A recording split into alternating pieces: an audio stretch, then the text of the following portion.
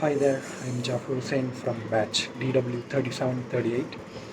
I'm basically from the non-tech background. I choose GUVI to upskill myself and enter into the IT domain. And to talk about the GUVI's course, the course content provided by them was really awesome. It has each and every topic about the data science. And the two things I like the most about the course is the skill enhancement session and the Codekada platform. These two things are really helpful in like understanding the basic concept and working on the problem solving task. So these things really helped me a lot, and the support from the mentor was like very helpful.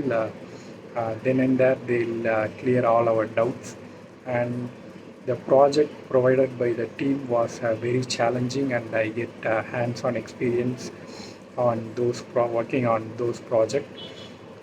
That's it. All the best, everyone.